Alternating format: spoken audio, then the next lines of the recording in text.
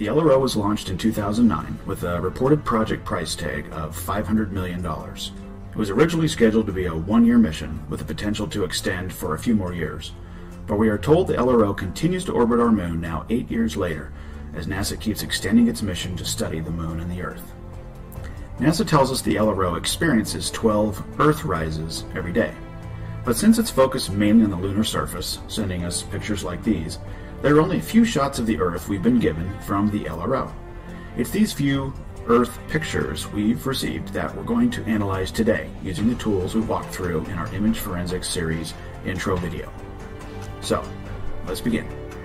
Okay, we will start by downloading some of the Earthrise images from the NASA website here, Visible Earth Reimagined, the Earthrise Reimagined. So you can see this is the LRO pictures. There's three we're going to download here. The first one is a JPEG, a compressed JPEG. It looks like image of the Earth from the camera just coming over the moon there. The Earth is rising, so I'm just going to create a folder here on my desktop and download these three images. The second one kind of looks like a full-size JPEG, so it's much larger. It takes a little bit longer to do an analysis on this one, but we're going to download that one as well. And then the third image we're going to download is a combination. So there's kind of a left camera and a right camera that the LRO has, and then those were combined.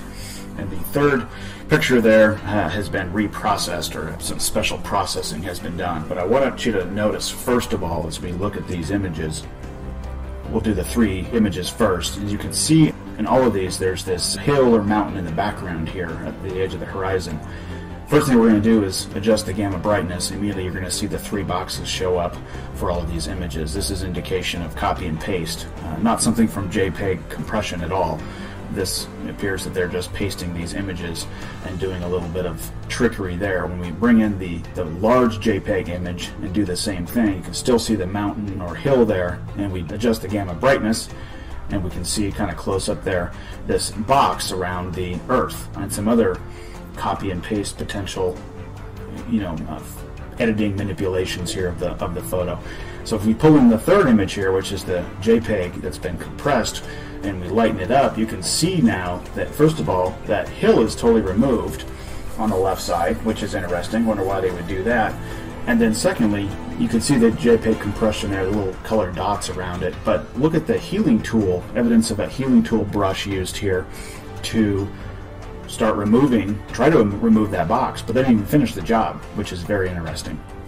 More on these images later in the series, and more on the boxes that are showing up around these images. These will make sense later when we go to and talk a little bit about what the box is and why it's there. The next thing we're going to do is we're going to be using Photoscape again to use a adjustment for the backlighting, and we can also do this instead of just using the gamma controls. We can just continue to lighten up the background, and what we're looking for here is anybody that's done any photography at any length will know that as you lighten up a picture, lighten up especially the background or any dark areas of it, you should see noise, what's called noise, something that photographers have to worry about all the time. So what we're looking here is for evidence that as we lighten up the photo, that the space or the blackness of this photo, the background, should also lighten up, and we should see noise appearing. So what we're doing here is we're using the backlight function of Photoscape to brighten up the image to see if we can get any indications of noise. NASA tells us that the cameras on the LRO have noise reduction technology, which they try to explain away the fact that there's no noise in the photos. However, the argument doesn't hold any water, for the simple fact that we should see noise reduction over the moon surface and over pictures of the Earth at the same time, but we don't. It lights up just like a normal photo does, and doesn't at the same rate that it would, or that space or the blackness would. Also want to point out, as we lighten these images up, notice how the shadows also stay completely black. Those also should lighten up as you adjust the levels of the photo.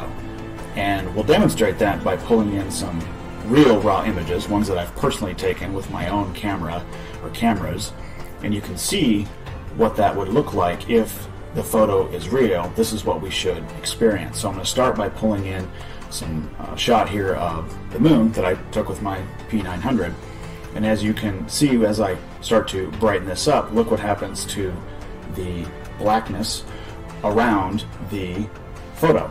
You can go in there and adjust the backlighting, the gamma brightness again, looking for evidence of the noise. And as you can see, there is a ton of it, which is quite different than what we saw from the LRO images that we received. Here's another way to do it, is to pull in a picture with shadows. So this is just a picture I took when I was at Lake Tahoe.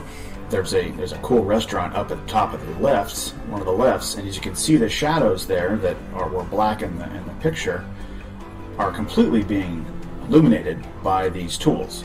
And this is what we would expect to see in a real photo. Look at the shadows there and how dark they are, and what we're looking for is noise when we brighten up the photo. You can also use, like in Photoshop, luminance curves, and you're able to adjust the colors and the luminance to see if we can, find any noise or any other potential photo manipulations. And as you can see, this is all reacting how we would anticipate it to react when a tool like this is used of a real raw image.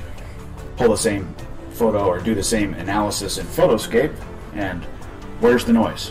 Where does the noise appear in the photo? As you can see, these are just images pasted on a black background. Okay, for this next forensic analysis, we're going to drop the 3 JPEG images from the LRO that we received into JPEG Snoop. And this is going to, again, works with JPEGs only.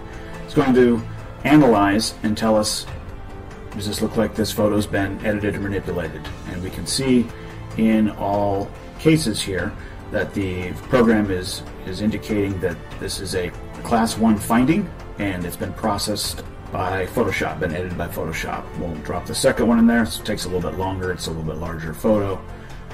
But again, JPEG Snoop, with its database of signatures, recognizes that the image has been processed, it's been edited, and Photoshop signature is found. These are directly off the NASA website. These are supposedly real pictures, but boxes around them, not seeing any noise, and now seeing evidence that they've been photoshopped. Okay, for the final portion of our analysis today on these LRO Earthrise images, we're going to use one of my favorite tools here, and that's the Forensically program. So we're going to start by pulling in, again, one of my moonshots. So we want to use this tool on an image that I know is raw and unedited and a real picture, not something created in a computer program. And as you can see, using the magnifier, what I'm looking for is, again, looking for noise, looking to see if we could see any indication of noise, which is, if you take a real picture, anything that's black, as you brighten it, you are going to see noise. And so we're going to use the noise analysis function here and wait and see if it comes back with any noise. And as you can see, it's completely covered. So obviously, anybody, again, done any photography, knows anything about photography, you're worried about noise as you illuminate the image, and with any illumination you can see the noise is popping up and it's covering the photo. We can try this with another photo. Again, I've got some other pictures here that I've taken personally.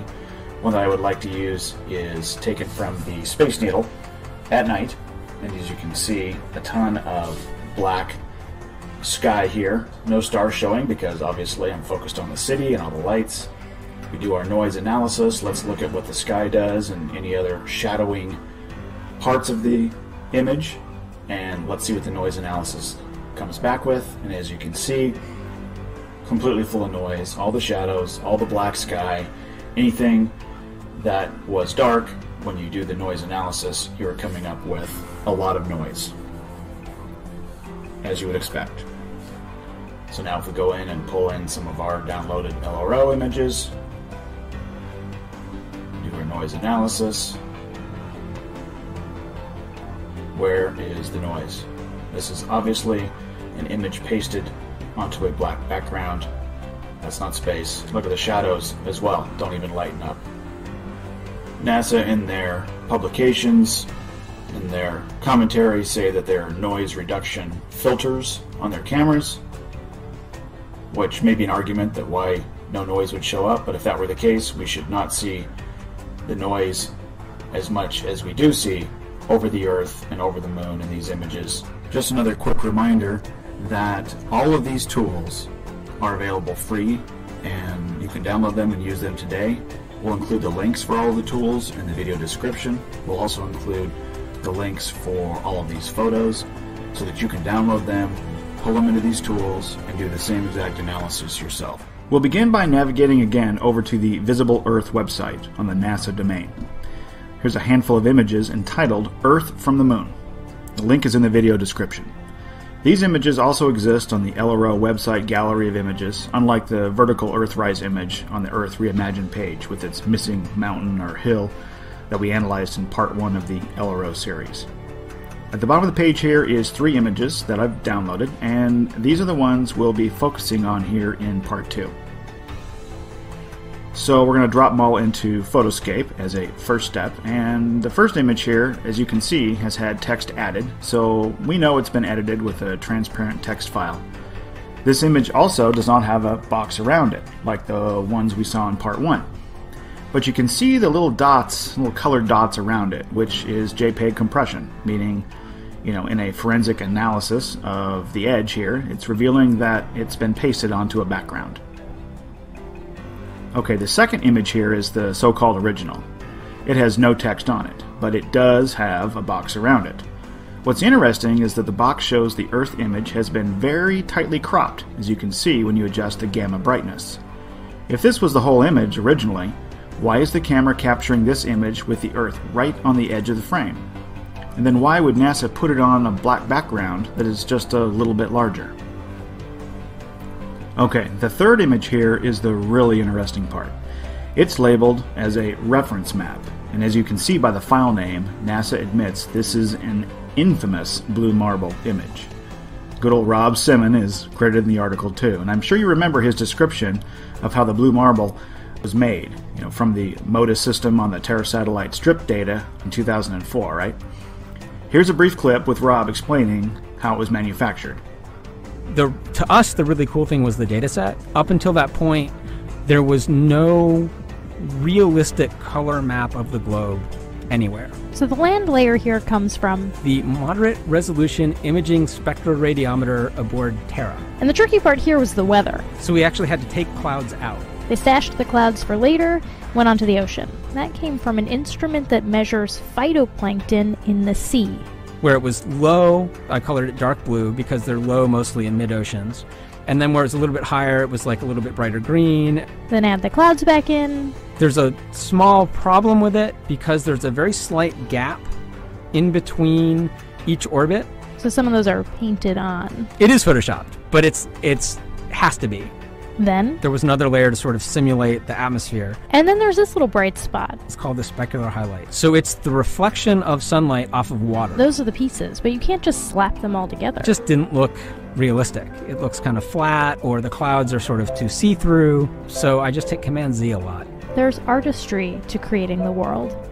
Also, you can see the reference map blue marble image is the same exact dimensions as the second image from the LRO, 4,000 by 4,000.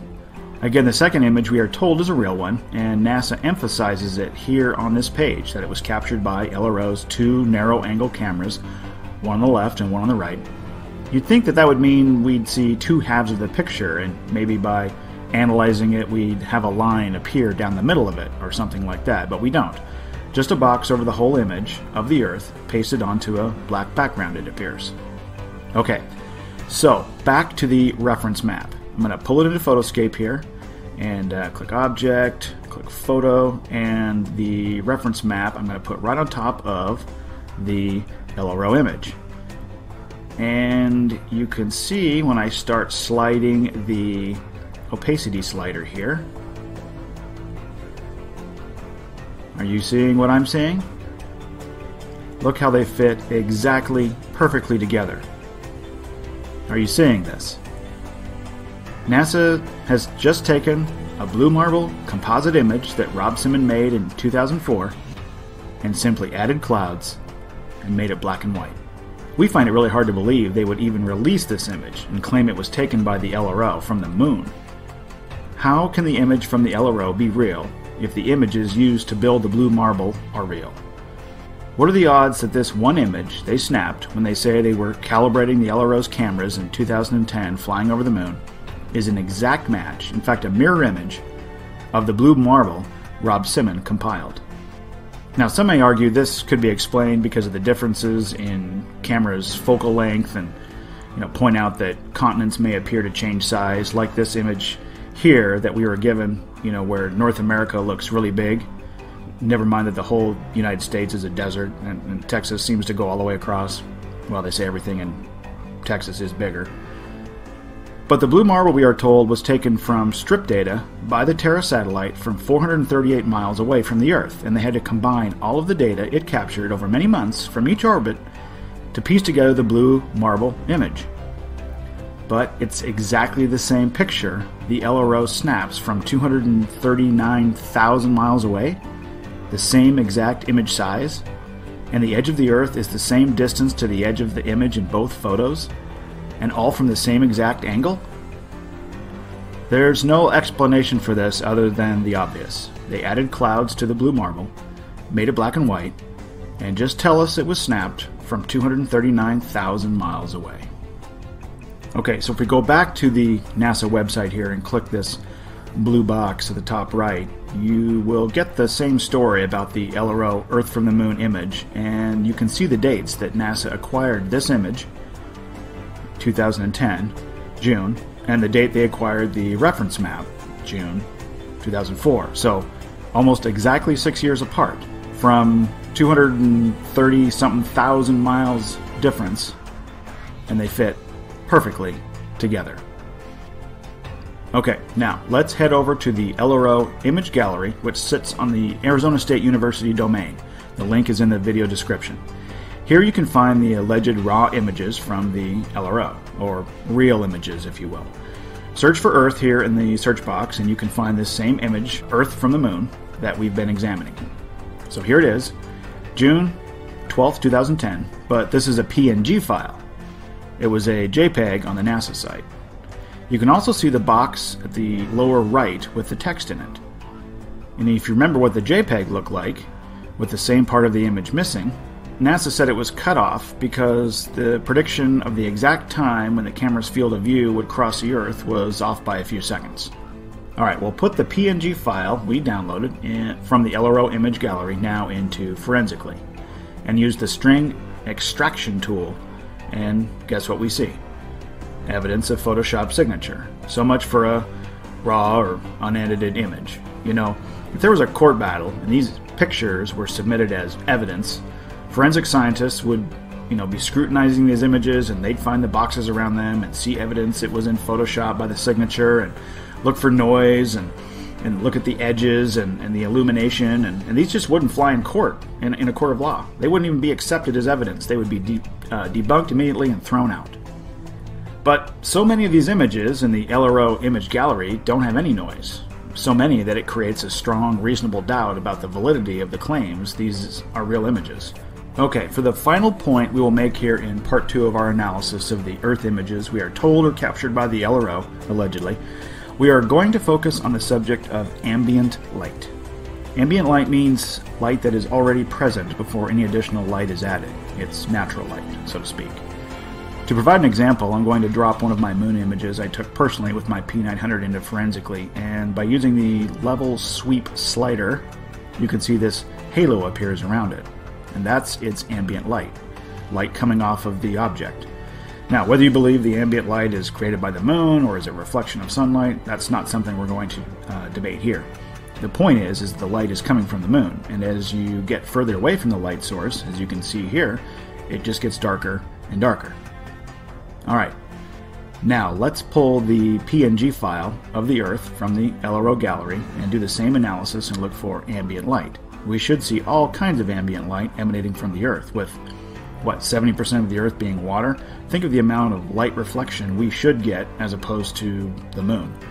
All the water and the air reflecting sunlight, but no ambient light in this image whatsoever. it should have an even bigger and more prominent glow around it than the moon. So even with no box around it, that tells us this was still a copy and a paste job onto a black background. And then the string extraction tells us it was indeed photoshopped. Yep, so here we have another fake image. Did you know that NASA has released pictures of the sun and it has no ambient light around it too? Are you serious? Check it out for yourself. Before we dive in, however, let's review what real images look like using Forensically, the free web-based tool online that you can pull any image into and use various functions to analyze and look for evidence of manipulation and editing. The link for Forensically can be found in the video description. Okay, so to begin, I'm going to pull in some more moonshots that I took with my P900. Where I like this first shot, I'm going to analyze. You can see the clouds in front and behind the moon, which is interesting. So what we're going to focus on today is the noise. And as you can see, when I click on the noise analysis function here of Forensically, you see very consistent pattern of noise over the entire image, really. The trees that kind of frame the shot, the moon itself, and then obviously the large area of sky shows nothing but large areas of noise in a very consistent pattern.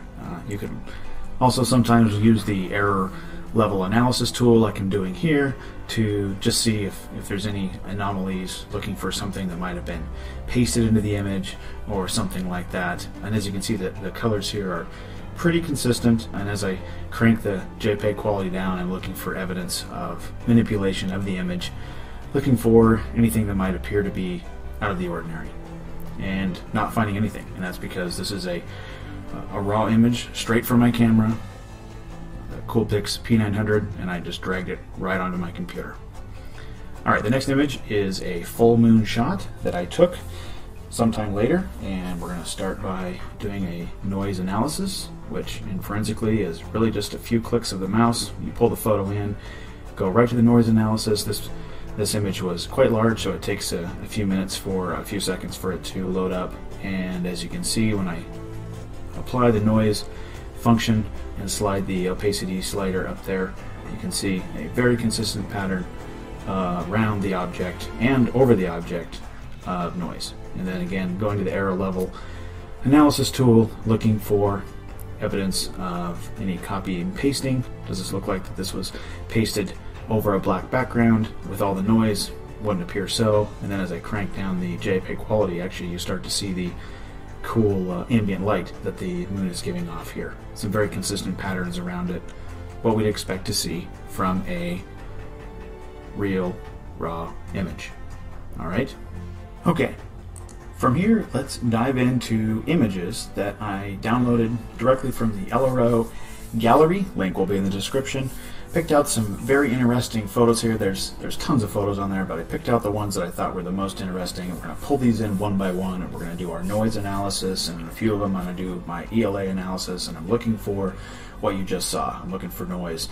This photo here, as you can see, an interesting shadow, kind of a cone-shaped shadow, but when I pull the or apply the noise function, where's the noise in the shadows? And that's the problem with these lunar images. I'm going to just start right off the bat by stating these shadows appear to be completely just added after the fact. They don't appear to be natural whatsoever. They are simply modifications to the image itself. And as you can see, when we are pulling these images into Forensically, when we are applying the noise function, the ELA, error level analysis, we do not see consistent noise patterns. We're seeing evidence of manipulation to the image, things added, and that's what we find in tons of these photos in the LRO gallery. Here I even go into the luminance gradient and looking at the interesting patterns and not seeing any texture whatsoever in some of these parts of the photo. Let's pull in the third one here, and these get very interesting. As you can tell, you see some shadows there, and just look at the edge of the shadow there. You see how it's not very sharp. You see it almost looks like it's a kind of a fuzzy shadow there, that would tell me that the object that is casting, or the surface there that's casting that shadow, would also have that same effect. It's not sharp at all, which is interesting. Then when I slide the opacity slider up, you can see some noise, you can see lines of noise, but what are these boxes? What is that box there, and why isn't the noise consistent throughout the entire shadow? This is clear evidence of photos that are manipulated, things that are being added after the fact. We don't see any consistency at all. You see a number of anomalies, irregularities in the photos. What's that perfect rectangle doing in the bottom of that photo? If we go to the ELA, you can see the colors even provide a little bit more of a contrast to see the irregularities in this photo and these shadows that are clearly added after the fact. Does that look like the real images that we analyzed at the beginning of this video? As you can see, very, very different. All right, we'll go to the fourth one. Here's a couple of what it looks like islands in the sea, but these are supposed to be obviously peaks, not in the shadow. You can see some noise in there. As you can see with the magnifier, you can see that some noise is showing up. So as we lighten up this photo and bring the noise to the surface, you can see parts with some consistent noise, and then it slides into parts that don't. And as you recall from those other photos that we did, a very consistent noise pattern, but these photos of the LRO, nothing of the sort. Very, very weird stuff going on here. Alright, moving on. This is a very interesting one because of the fact this shadow has a kind of a different edge to it. The very left of the shadow is pretty sharp, and then it gets into kind of a blurry edge to the shadow. You can see the other shadows there not showing any noise. When I increase the opacity slider up, looking for noise and not seeing any. Completely black. These are obviously added to the photo and not occurring naturally. We do the ELA, and what is going on with this shadow? We've got a shadow in a shadow. We've got some very, very weird stuff going on here. Very inconsistent with what we would expect to see of a real photo. And as you can see, as we use the ELA analysis, we can really put a contrast in the different areas that had been shaded. My guess is that they started with a smaller shadow and then decided to expand it, and we've got some layering going on, and I think that's what the ELA is showing us. Alright, moving on to the next photo. This also shows kind of a sharp edge to the shadow, and then it gets a little bit softer, a little bit blurrier, not consistent at all with what we would expect to see in real life. And you can see a little bit of noise in there, again, using the magnifier. What we're going to be looking for, again, is consistency in the noise. So as I crank the opacity up to see where the noise is, you can see a little bit of inconsistent noise, but not really a pattern to it at all. Some parts with and some part not. Sometimes, again, we have to use the ELA to lighten up parts of the shadows, be able to use a contrast in different colors. And so as we crank down the JPEG quality, raise up the error scale, we can start to see the differences in the image, and some really, really weird stuff going on here. And this is clear evidence of photo manipulation, editing of the photo, and then being told that this is real, and it's nothing of the sort. Alright, the next one we're going to pull up is this one here. Again, we're just looking at these shadows, looking for noise, looking for any inconsistencies.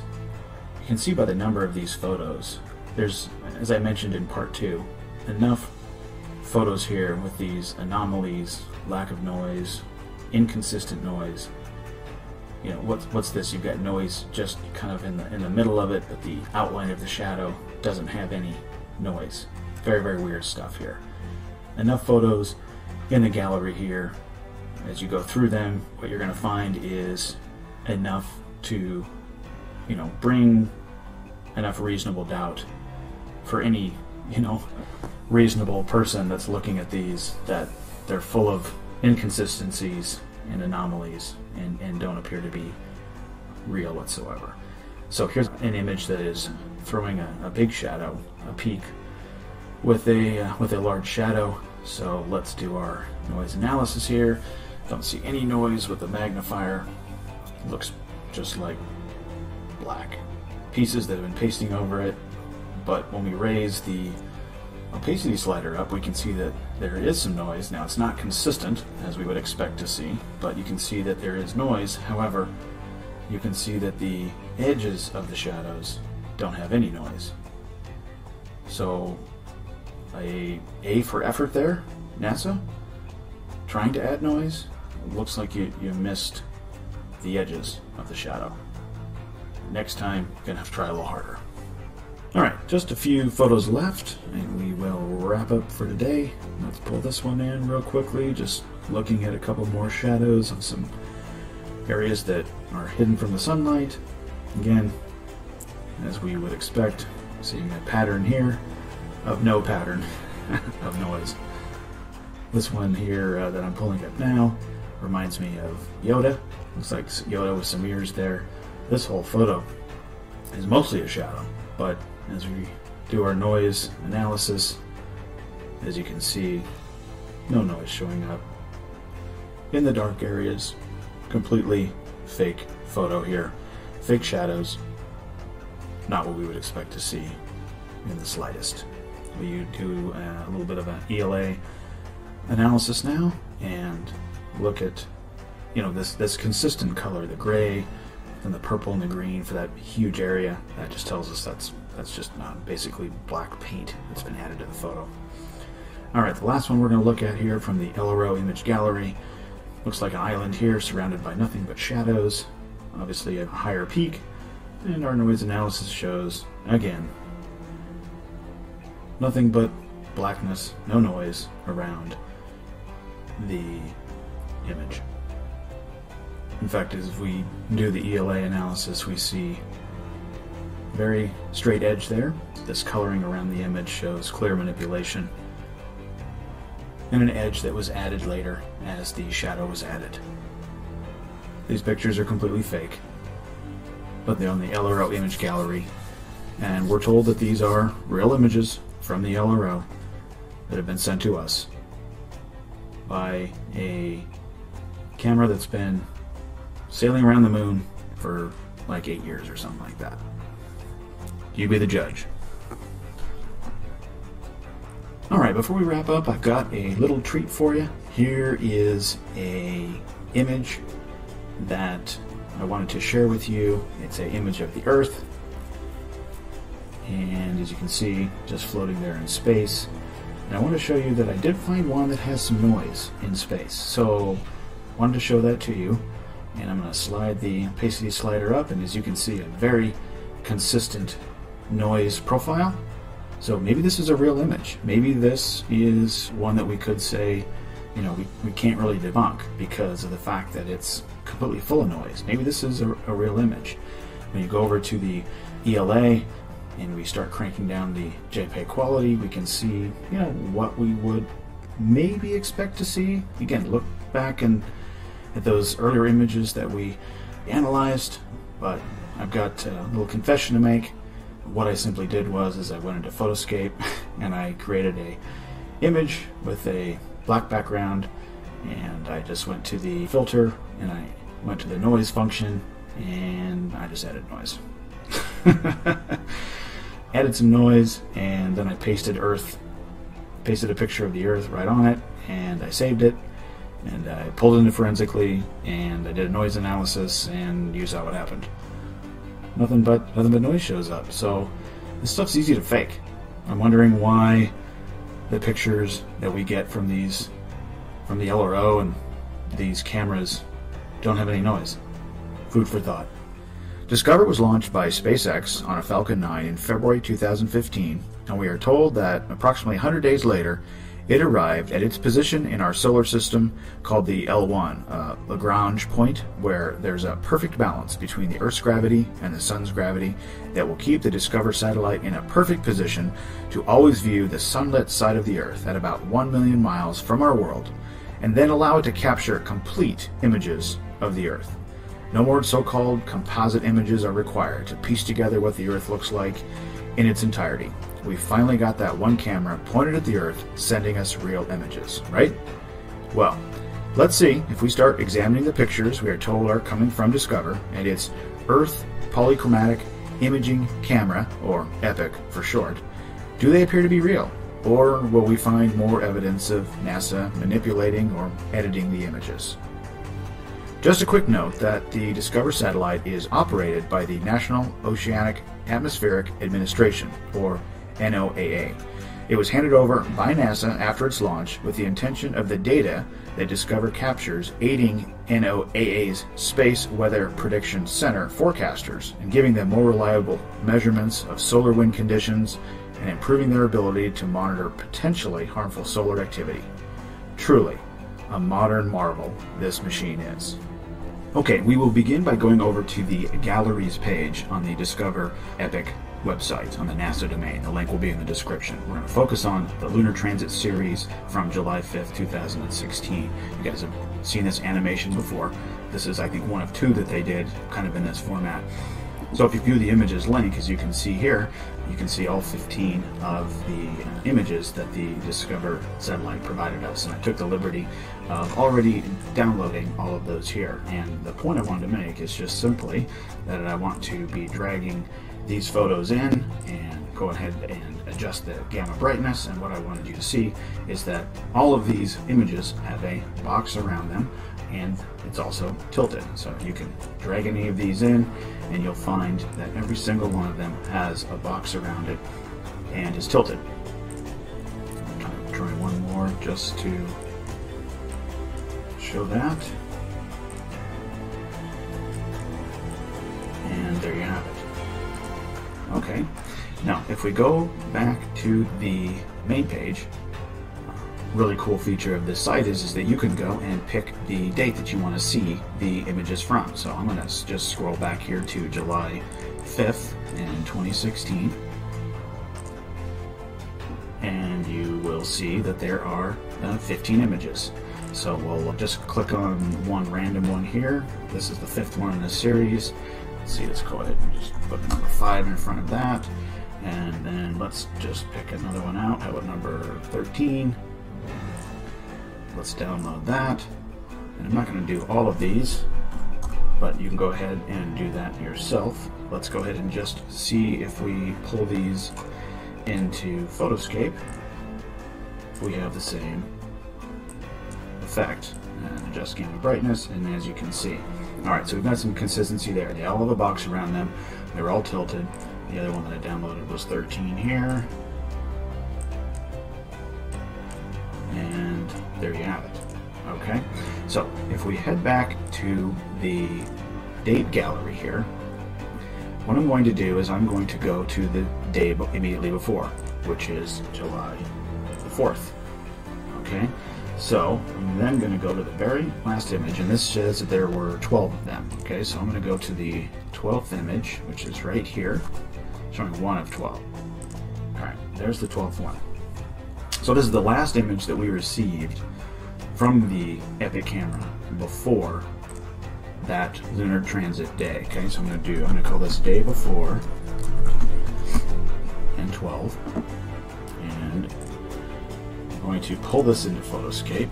There's the day before, and I'm going to adjust my gamma brightness, and nothing, no box, no ambient light, no noise, no nothing. Interesting. Alright, let's try the day after. That would be the July the 6th. And I'll take the first image. There's 30 pictures the day after, so this is the first image. I'm going to download that and save it. We'll call this day after, and that was the first one. And let's go over to Photoscape. Day after. Pull it in. Adjust the gamma brightness. No box, no tilt, no ambient light, and no noise, no nothing. So just like the LRO, when there's another object introduced into the image, there's a box around it. In the case of the LRO, when the Earth was introduced to the image, there was a box around it and it was tilted. In this case, we don't have any boxes, and you can go back and look at all the images on the day before and the day after, pull them into Photoscape here, and you won't find any box. But just that one day with the lunar transit, with the moon coming in front of the Earth, every image in both galleries have a box. So, curious. Okay, let's head back to the gallery page for just a minute to discuss the description here. July 5th, 2016, the moon again passed between Discover and the Earth. Epic snapped these images over a period of 4 hours, blah, blah, blah. Okay, what it does not mention here is any special processing or reprocessing that has been done. If you go down and look at some of these other galleries, you see, hey, reprocessed images, reprocessed version, things like that. And so let's touch on what that even means. Reprocessing, basically what it's saying is that these images were enhanced, that the colors were enhanced. It does not mean it was a composite image. The Epic camera itself has 10 different channels that are all combined into one image. That doesn't mean it has 10 different cameras or 10 different shots that it's actually taking. It means that each of the channels are used to detect different things about the Earth, and they do it over 10 channels, from ultraviolet to infrared, we are told. So they combine these channels together to make a picture for us. A composite would be capturing an image over here and then capturing an image over there, different pictures, and combining those into one image. My Nikon Coolpix P900 shoots in 3 different channels, RGB, red, green, blue. When I snap a picture, it captures my image on those 3 channels and makes one image. It doesn't take 3 different pictures and combine them into a composite image. And either way, whether it's one image or 10 different images, it won't result in boxes. We are told the Epic's radio spectral radiometer camera is taking one image using 10 different channels, so that in no way would explain why there's a box around an image that includes the moon, and then another image the day before or after with no box. Okay, we are going to head back to the images from the gallery, and we're going to use forensically, and we're going to do a noise analysis. And this is going to be really interesting. So we'll take one of the images, hit noise analysis, and what you're going to see is you're going to see that there's noise, which is interesting because of the fact that it's just in this box.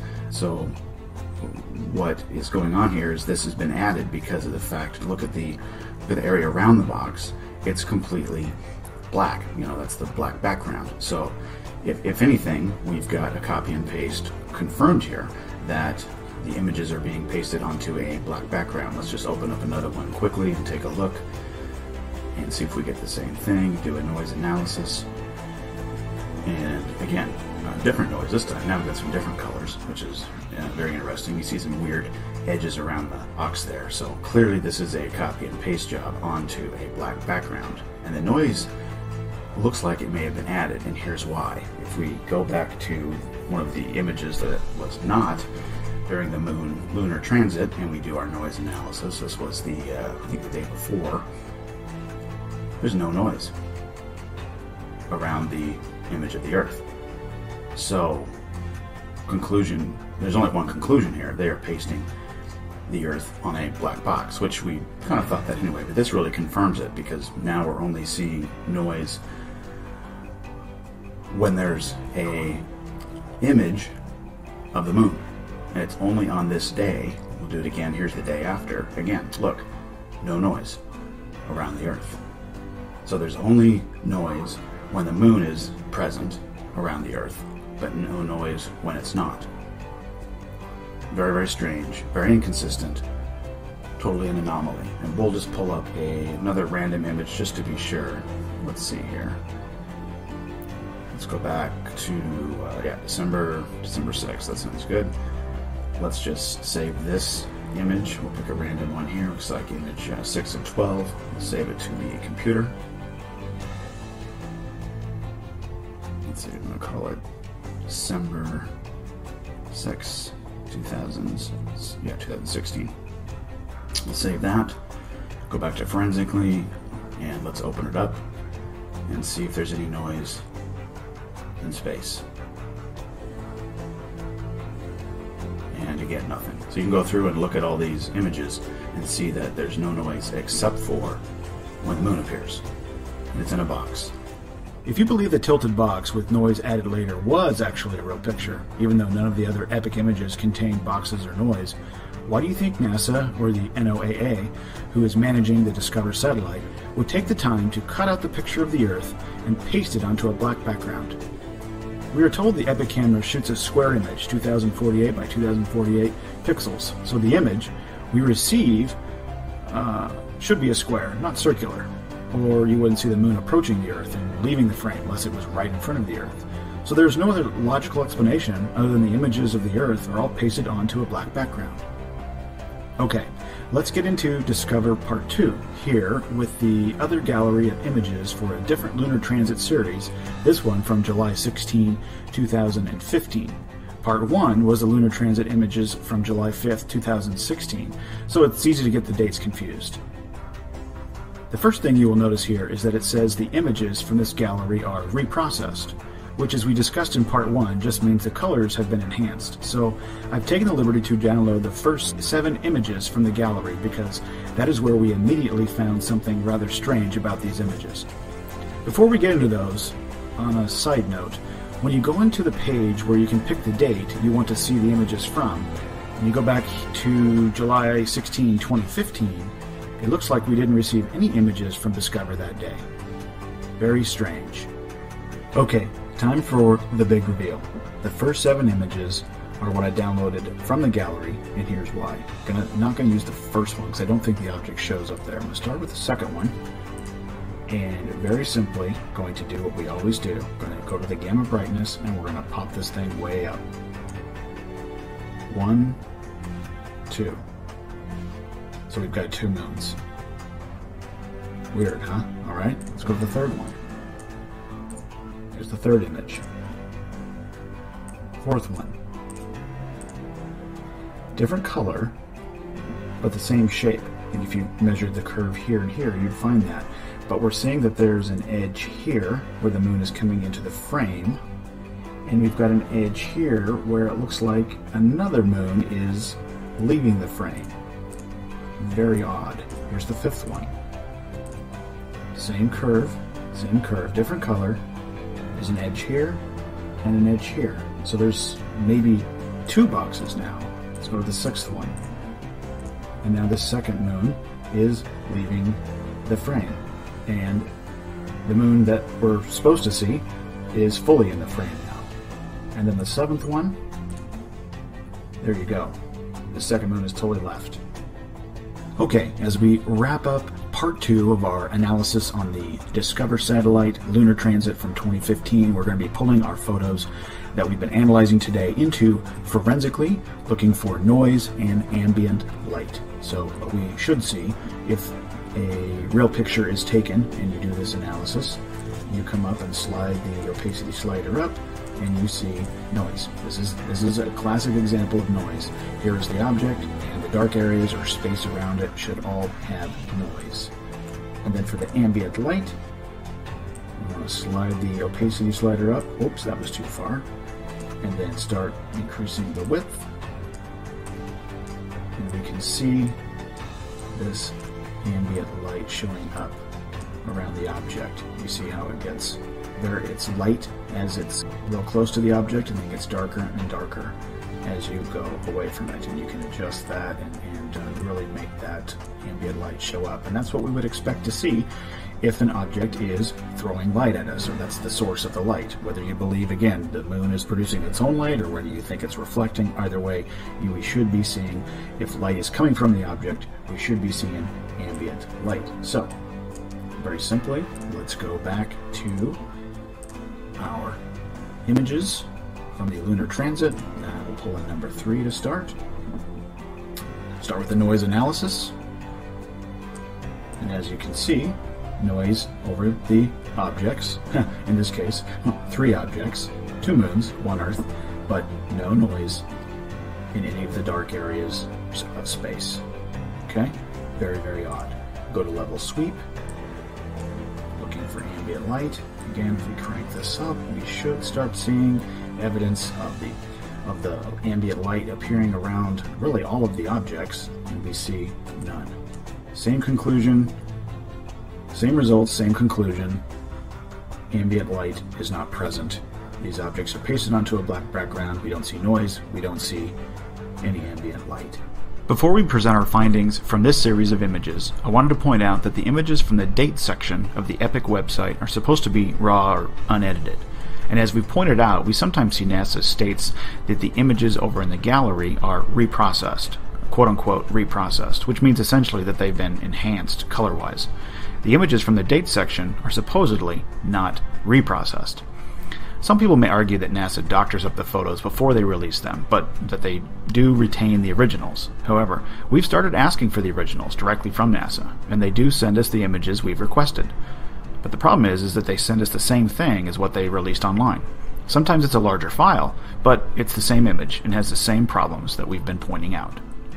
Okay, so I've downloaded the first handful of images from the gallery section of the solar eclipse on March 9, 2016, and I'm going to pull them into Photoscape and adjust the gamma slider here, and lo and behold, as expected, we have a tilted box that has been pasted onto a black background. Nothing new here.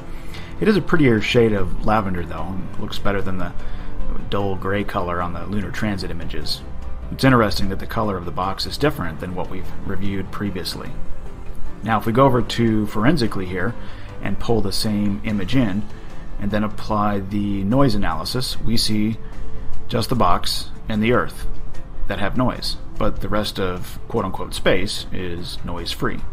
This is consistent with one of the lunar transit series, but not the other. Okay, now we're going to go back to the Epic website and go to the date section, and let's put in March 9th, 2016. And as you can see, the images are here as well. Strange that one of the Lunar Transit series had the same images in the date portion of the site, but the other Lunar Transit series did not. So we're just going to download one and then pull it into Photoscape and adjust the gamma, and as you can see, no box. It apparently has been removed, or as we discussed previously, they take the time to cut out the image of the Earth and paste it onto an image of black paint. Some of the LRO images show they attempted to even remove the box, but it looks like that maybe now they're just cutting and pasting. You can check the rest of the images on this date and you will see that they are all consistent with this one. So, the so-called pre-processed images have no box, but the images on the gallery page all have a box, even though they do not say they were reprocessed. There's also no noise around the Earth in the date section, but in the gallery there is noise around the Earth.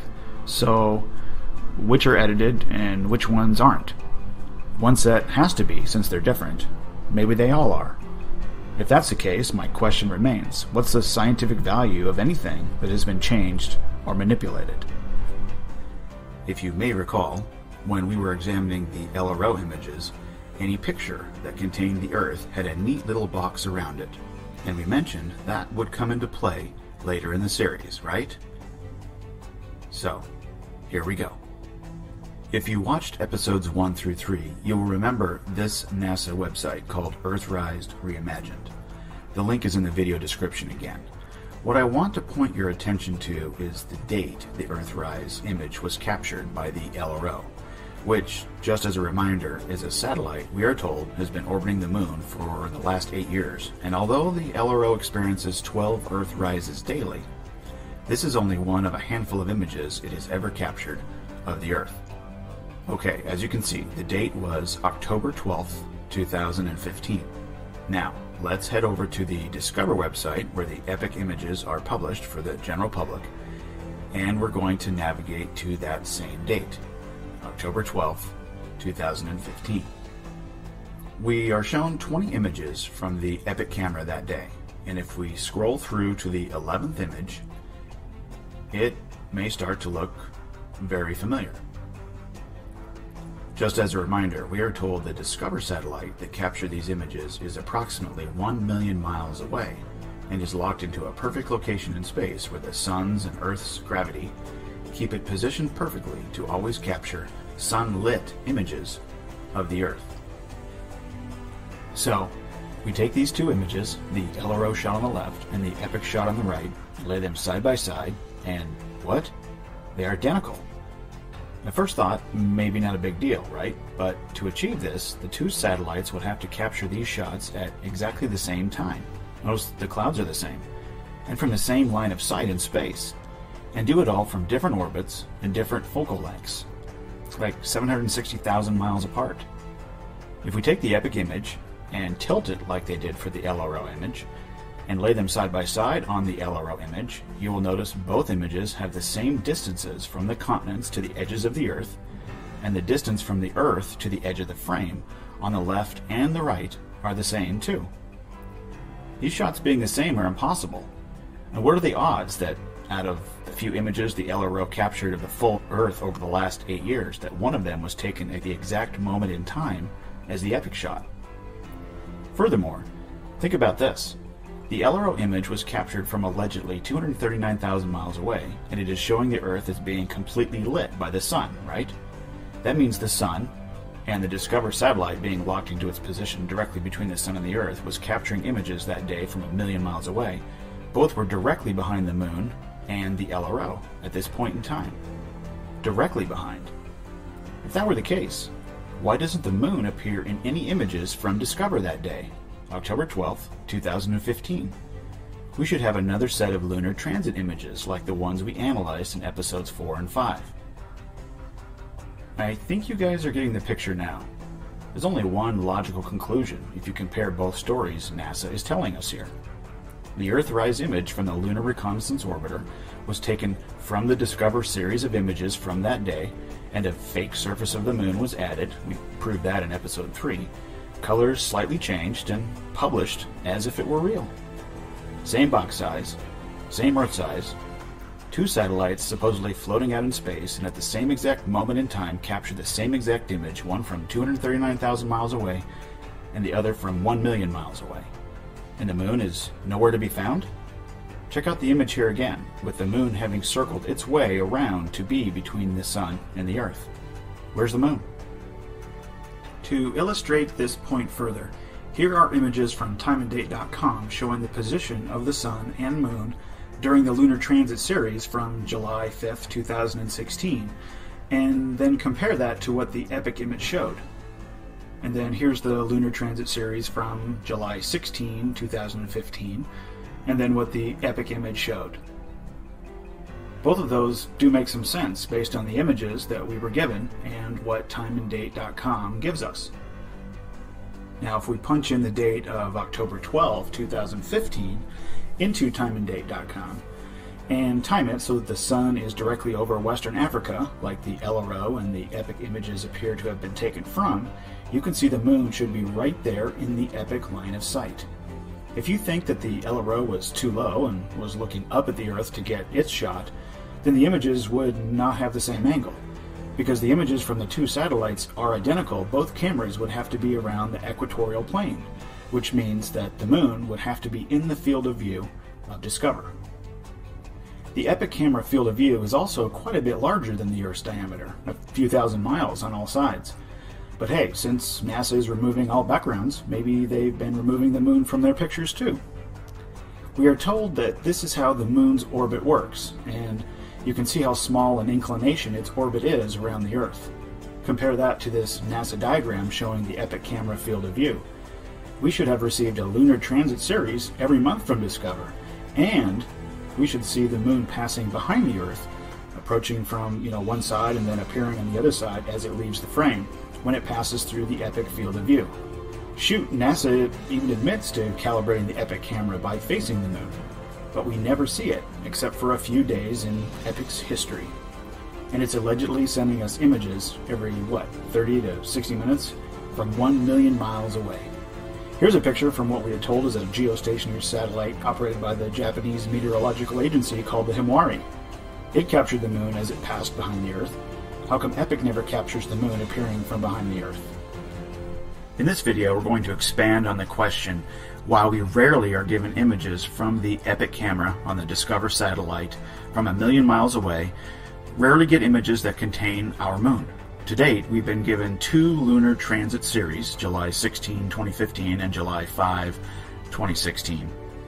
The image gallery on the Epic website does contain a short 11-second video showing the moon pass behind the Earth, which is strange in of itself because it appears the Discover satellite changed its orbital path to lock onto the moon for a time being, when we are told it's supposed to be positioned consistently between the sun and the sunlit Earth at all times. You do realize the Discover satellite would have to drastically speed up or slow down in order to get this series of images, right? Now, NASA didn't provide us a date of this video, other than to say it was captured in 2015. And they also don't provide the original images as of the production of this video. We've asked them to provide the dates of this lunar occultation, and so far they have not responded. But the overarching question remains: how come we don't see the moon every 14 days in the images that we are presented from Discover? I mean, here's a diagram made for kids, in fact, on the NASA website, showing the moon's orbit. If this is truly how it works, and we understand the Epic camera may not capture it most days as it orbits the Earth, but we should see the moon at least every 13 to 15 days as it either passes in front or behind the Earth. But we've only been shown it twice in, what, 2.5 years? It would undoubtedly have to be in Discover's field of view every 14 days or so. Well, as we've thoroughly shown so far in the Faking Space series, the backgrounds are fake. So maybe NASA is removing the moon twice a month from the images that we are shown. Extremely odd. It will be very interesting to see what NASA releases with the August 21st solar eclipse. What do you think? Will we see the moon, or won't we?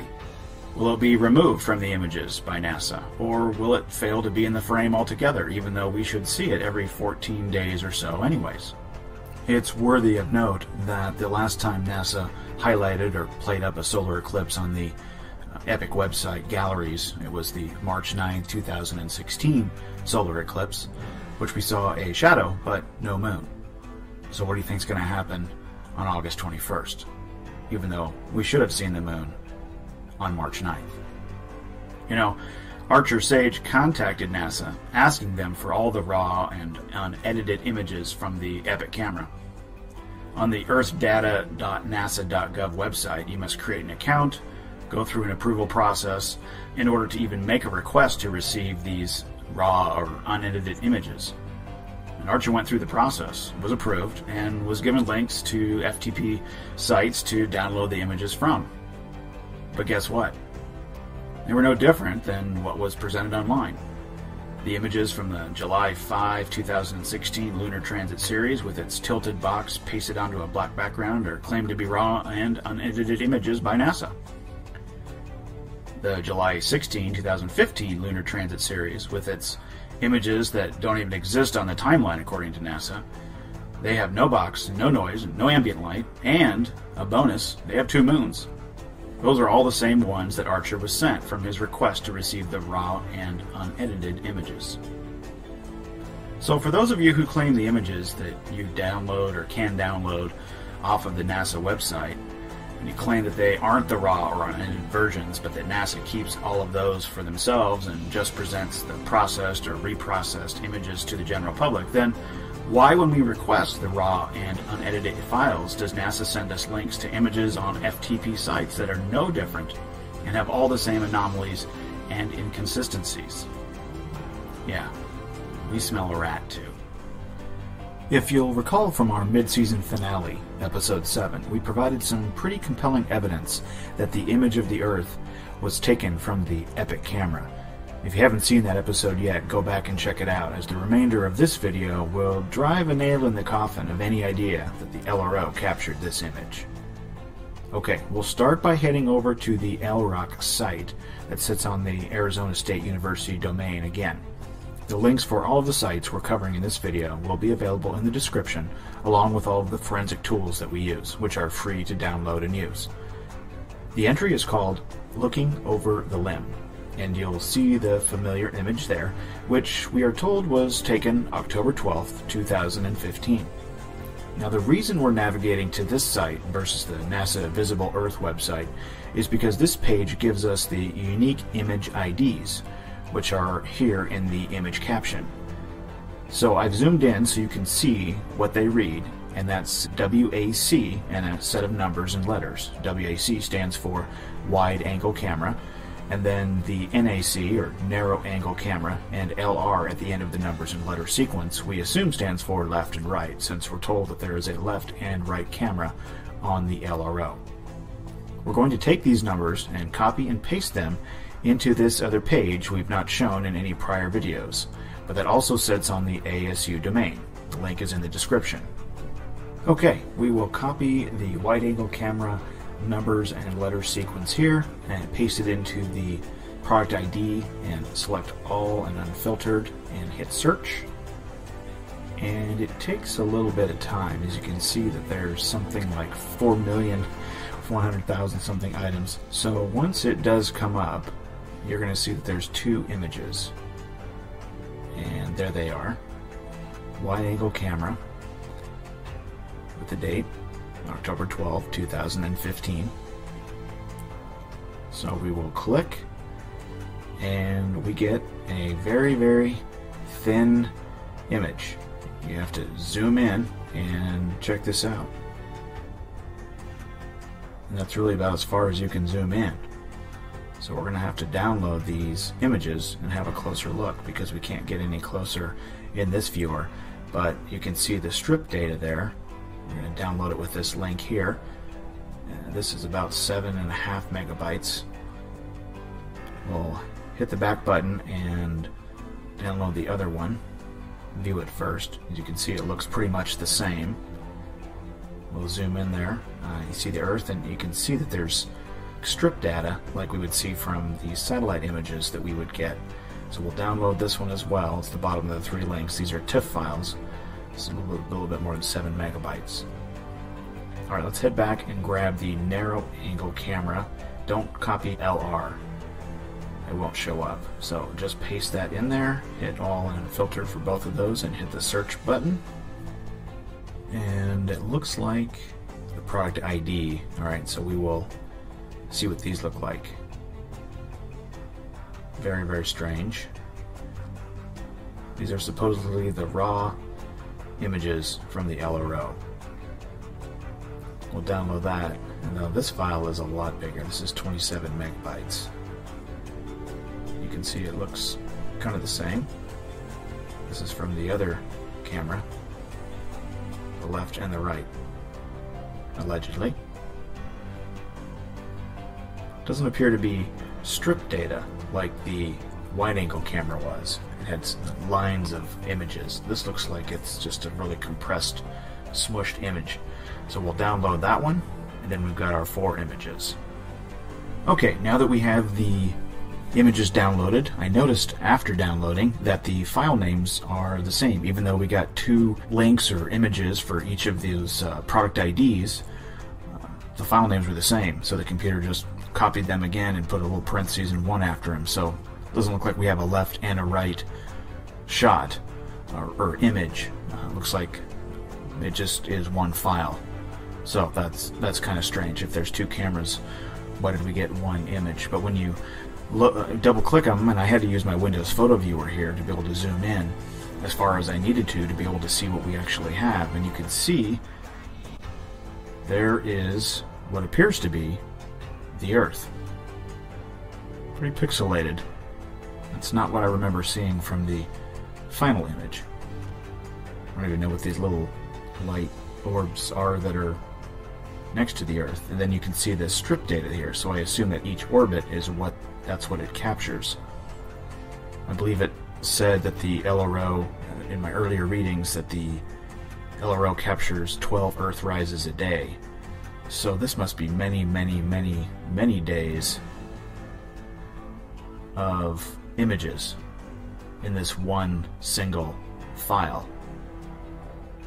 In fact, as you scroll through the Windows Viewer here, it has to show you the top and the bottom, and as you get further down it, the quality gets even worse and even worse. So you'd have to go to the first page, if you will, and then start to scroll up, I believe, to get to the highest quality, is what it appears here.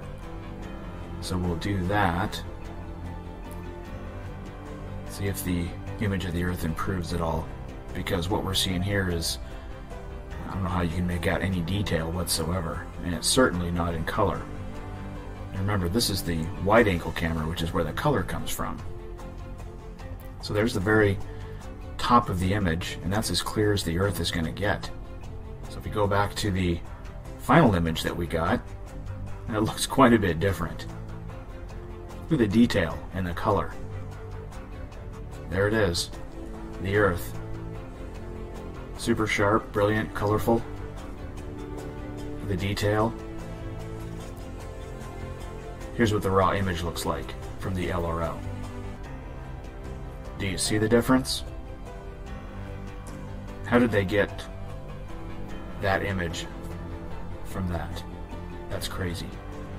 These other two, or this other image that was from the narrow angle camera, which was, looks like just the surface of the moon. I won't even attempt to open because it crashed my computer. But what I was able to do was to resize the image 5,000 by 5,000, and this is what I found. Looks like I'm not sure which way it goes. I think this way. Looks a lot like the other LRO images, which was very interesting in our previous video of analyzing the surface of the moon that the LRO images were giving us. So if we kind of compare these two, pull the lunar surface in here from the final shot, and here's what the quote-unquote raw or unedited looks like. See if we can get these side by side. I guess that's the mountain at the bottom. Still a little bit of a stretch to say that these two images are the same, but I can see where that is a lot closer than what the Earth image looked like. It's interesting also, it says that TIFF file is 300 megabytes, but the one we downloaded was 27. Also wanted to point out the wide angle camera is Earth only, it says. There's the Earth, but also in the shot was the moon.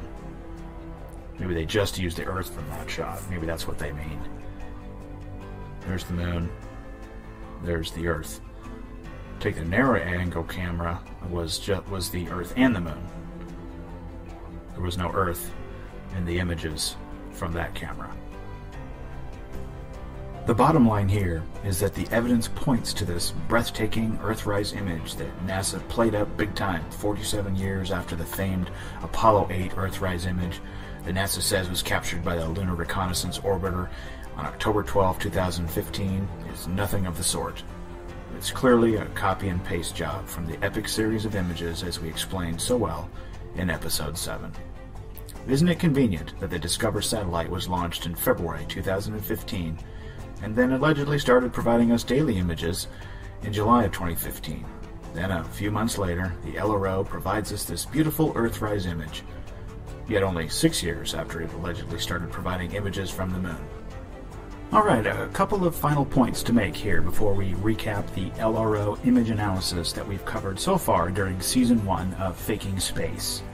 Number 1, note the ridiculous size difference between the Earth in the raw LRO image versus the one in the final version. Number 2, I've rotated the raw LRO image here so that it matches the final version orientation. Look at the white clouds and where they are, and then compare those to the final version, and you can see that it isn't even the same picture of Earth. Number 3, the infamous hill that was removed, it didn't even exist in the original raw image, but then was later added and then removed for the final version. What gives? And finally, number 4, you may be asking why we didn't use forensically to analyze these images, because you can't use TIFF files with that program. We would have had to convert the files to JPEGs and then resize them pretty drastically, which would have resulted in compression artifacts, thus making any analysis inaccurate, because it would have resulted in the image being tampered with.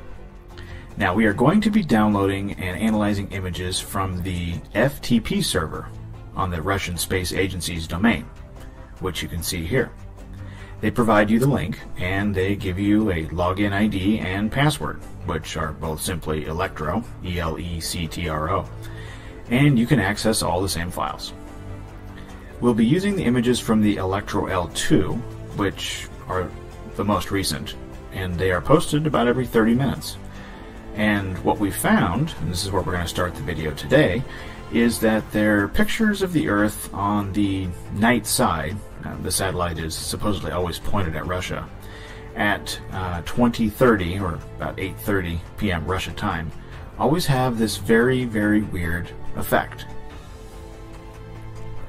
We are told the electro is 36,000 kilometers, or about 22 to 23,000 miles above the Earth, and is able to get a full picture of the disk.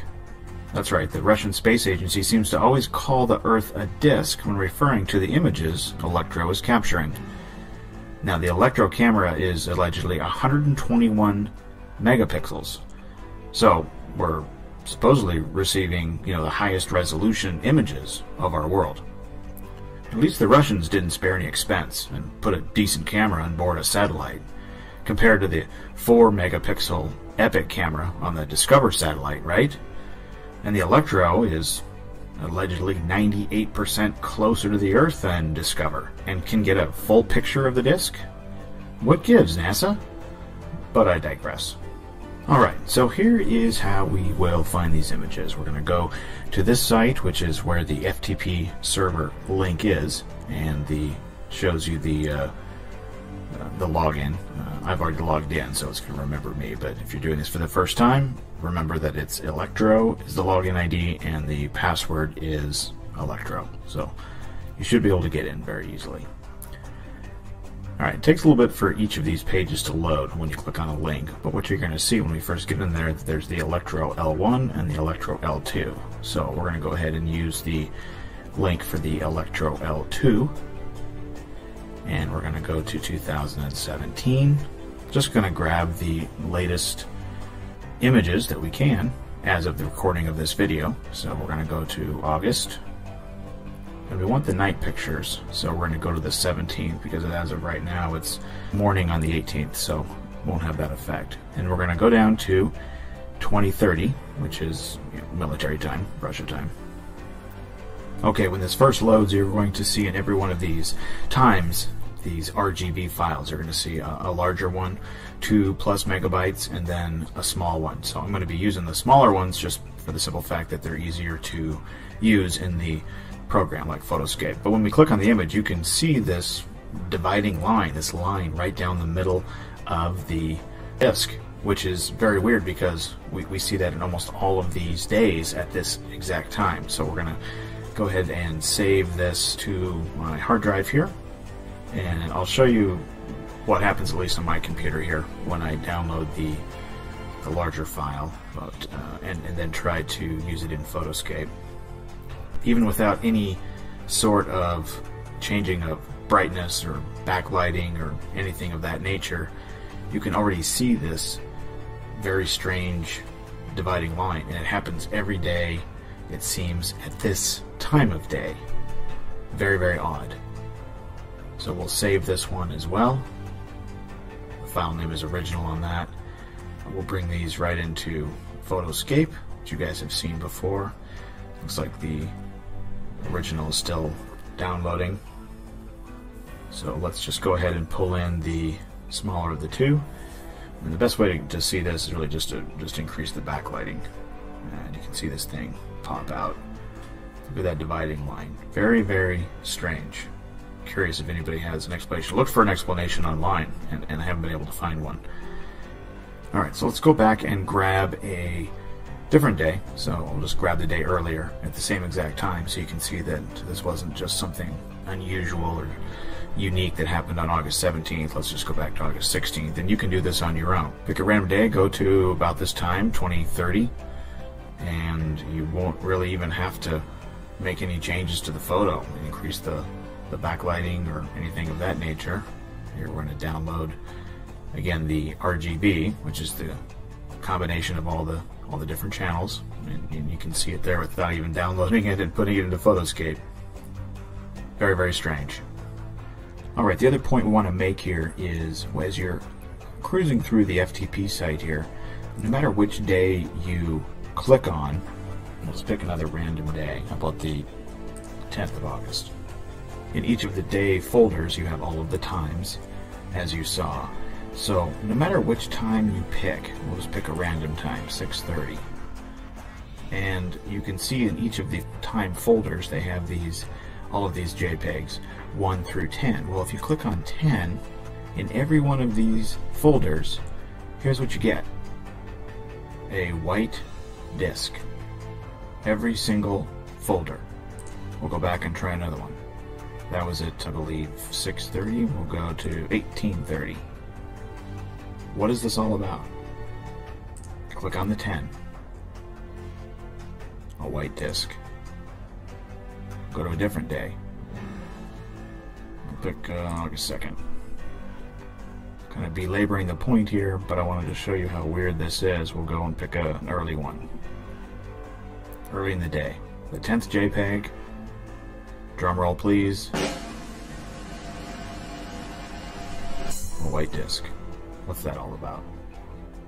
Alright, and finally, obviously we would be remiss if we did not drop the photo into forensically, and that's what I've done here, looking for noise and ambient light, and not surprised, but we see pretty much the same results as we did with the LRO and Epic images. The background, the space, has no noise, there's no ambient light. This is obviously pasted onto a fake painted black background. Doesn't react at all like a real photo should. Alright, and one additional note, if you put the image into JPEG Snoop, what you're going to see is a signature match for the Sony CyberShot camera, which is very interesting because I want you to make a mental note of that, because this is going to come up later in our forensic image analysis series with images from other sources. It does match potentially some other software programs, compression signatures, but JPEG Snoop is saying it may be an unknown software program, but keep that in mind, that Sony CyberShot. Okay, here in part 2 we will be accessing the same FTP server. We're going to navigate through the links to the Electro L2, then 2017, and then the month of June, and go to June 20th. We're going to look at the time of 2030 and pull up the quote-unquote original JPEG, and what you'll see here is a very weird anomaly, this fluorescent green line. You can also hit the back button and go to 2000 hours, so 30 minutes before, and see an even larger green anomaly, a green line that looks like multiple lines here. And then the subsequent time folders, you'll sometimes see these weird green smudges all over the disk at various places. This appears to happen on other days as well, but always when the light is starting to go away, or behind the disk as Roscosmos is presenting these images from the Electro L. And all of these anomalies, from the green line, green smudges, and the weird dividing line we showed in part 1, all happen with the night images only. If we put the photo in Photoscape, and we use the backlighting feature, we can see the weird dividing line again, which is very strange. You may argue that the weird green line is some sort of glitch when the different channels of the camera are combined, but then you'll have to reconcile why it doesn't happen with every shot, and never during the quote-unquote daytime images, and only when we're seeing the dark side of the disk. The other point I want to make here is that, as you've seen, every single time folder contains 10 files, and then the RGB is the combined one. The other images, JPEG 1, 2, JPEG 3, etc., all have some colors, and some are black and white, and some have clouds. So, if these are all the different channels, how come when they combine all the images, the clouds disappear? Apparently, we can see the clouds all over the dark side of the disk. Each folder contains a few pictures of clouds all over. But when all of the data is combined into one image, the clouds on the dark side disappear? Very strange. And of course, if you put all of these images into forensically, you'll see no noise, no ambient light, meaning they are just pasted onto a fake background, a black background meant to be the infinite vacuum of space. Extremely weird stuff going on with these images from the Electro L2. Alright, that's a wrap on part 2 of the Electro L and episode 11 of Faking Space, our forensic image analysis series. That means we've come to the end of season 1. We hope you've enjoyed what you've seen so far, and we hope you are doing some of your own forensic analyses of photos that we are given by NASA and the other space agencies. We have a ton more in store, so we will be producing a season 2 of Faking Space, which will cover some of the other space agencies, ton more from NASA, including images from Mars, our moon, and the more recent images from the TRAPPIST system in NASA's exoplanet exploration. You won't want to miss it. So with that, thank you for watching. On behalf of Archer Sage, this has been Paul on the Plane.